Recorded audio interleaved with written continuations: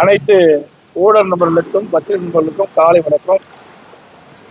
நேற்றைய தினம் மாண்புமிகு மத்திய உள்துறை அமைச்சர் மரியாதைக்குரிய அமித்ஷா அவர்களை அவருடைய இல்லத்தில் இரவு 9:30 மணி அளவில் சந்தித்து தமிழ்நாட்டுக்கின்ற அரசியல் நலன்களுக்கு கேட்கப்பட்டனர்.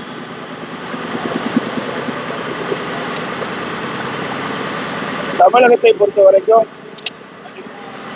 திராவிட முன்னேற்ற கழக அரசு அகற்றப்பட வேண்டும் என்ற அடிப்படையில் அனைத்து அண்ணா திராவிட முன்னேற்ற கழகம், தேசிய ஜனநாயக கட்சி மற்றும் பாட்டாளி மக்கள் கட்சி பல கட்சிகள் பேச சேர இருக்கின்றன. ஒரு வலுவான கூட்டணி அமைக்கப்படும். எங்களுடைய கூட்டணி வெற்றி கூட்டணியாக அமையும்.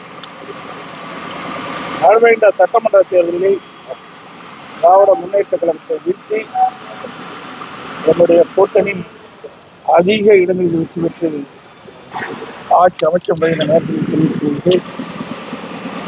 அதோடு ஸ்டாலின் அவர்கள் அண்மையில உறுதியளிக்கப்பட்ட ஓய்வு திட்டம் என்ற ஒரு அறிவிப்பை அறிவிச்சுகிறார்.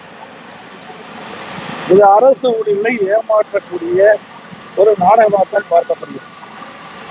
ஏற்கனவே பழைய ஓய்வு திட்டத்தில் அரசுடைய பங்களிப்பு இல்லை. அவர்கள் பழைய ஓய்வு திட்டத்தை நடைமுறைப்படுத்த வேண்டும் என்று கோரிக்கை வைத்தார்கள். 2021 சட்டமன்ற பொதுத் தேர்தலின் போது திராவிட முன்னேற்ற கழக தேர்தல் அறிக்கையில திராவிட முன்னேற்ற கழகம் ஆட்சிக்கு வந்தால் பழைய ஓய்வு திட்டத்தை நிறைவேற்றப்படும் என்று அறிவிப்பை வெளியிட்டார். அதைத்தான் அவர் வலியுறுத்தி போராட்டம் நடத்தி வெளியிட்டார்கள். அவர்கள் போராட்டத்தை கையில எடுத்தவுடன் திராவிட முன்னேற்ற கழக அரசு ஒரு நாடகத்தை இப்பொழுது அரங்கேற்றிருக்கிறது. புதிதாக உறுதியளிக்கப்பட்ட ஓய்வு திட்டம் என்ற ஒரு அறிவிப்பை வெளியிட்டு அரசு ஊழியர்களை இன்றைக்கு தினம் ஏமாற்றி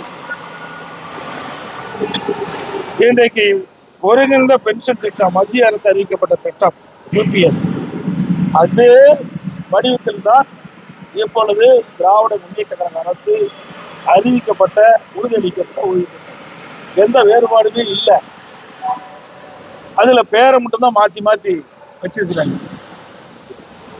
மத்திய அரசு அறிவிக்கப்பட்ட பென்ஷன் திட்டம் பிரைஸ் இண்டெக்ஸ் இருக்குது, விலைவாசி புள்ளி